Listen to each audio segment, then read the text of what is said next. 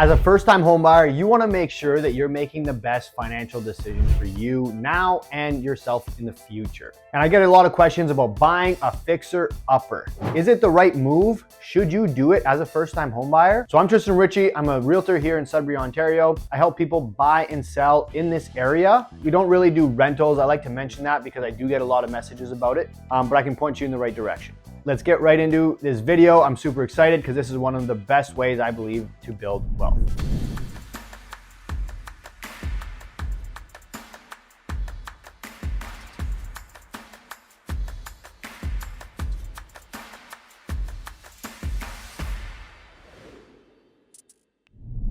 I want to start by saying that making money always takes effort and a little bit of risk. And this is one of those scenarios where a little bit of effort and a little bit of risk can make you a significant amount of money. The reason I think buying a fixer-upper is a good idea, especially for first-time home buyers, and I'm not saying a completely gutted house. That's not what I'm saying at all. I'm thinking a house that needs a little bit of paint, some minor cosmetics, easy things for you to do. And the reason I say that is because in the market, I'm dealing with so many offers, so many buyers and sellers, okay? And what we're seeing is the houses that are redone, that show super cute like a dollhouse, are selling for premiums. People are willing to pay way more for those because they're already done.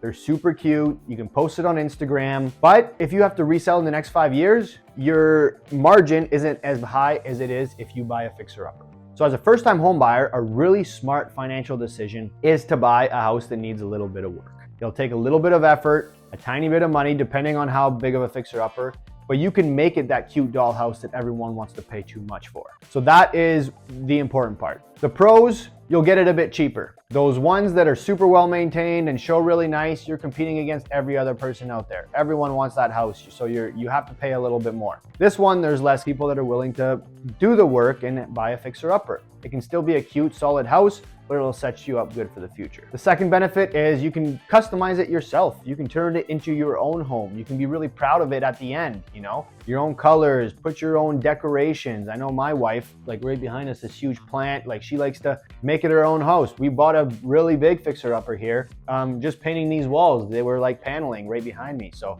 that's a huge opportunity to increase your value just by doing those little things, making it a little bit more well-maintained. And then three, I know I mentioned it before, but the opportunity to profit, you just need to get it at a pretty good deal. And then when you go to sell, you can buy that next step-up home faster than your friends because you will have saved up a lot more equity in your home because you're willing to do those things. The cons, so this isn't a perfect strategy, right? Of course, if you're buying a fixer-upper, there's always gonna be things that come up. So it could be a couple extra costs, you know, you open up a wall, needs insulation. There you go, another $1,000 for the house. So you will run into these little problems, these things that come up. But again, opportunity cost of a little bit of effort and a little bit more money. Number two is it can get expensive quickly, right? So if you decide, okay, we're just gonna do the baseboards and paint, then you move in and you're like, okay, you know, we're doing the baseboards and paint, but let's replace the paneling and let's put drywall. So right, so you kind of end up doing a few of these extra things. The drywall or paneling's off and you're like, okay, then maybe we should redo some of the wiring. So it's like, where do you stop? How far do you take it? So it can get a little bit expensive. So just be prepared for that. Again, worth it in the long run. And last but not least, like I mentioned at the start, it does take time and effort. So you will have headaches. You will have some problems that come up. You're gonna be spending some nights painting, sanding, whatever it is. But again, ultimately, it will be worth it. So that's my opinion.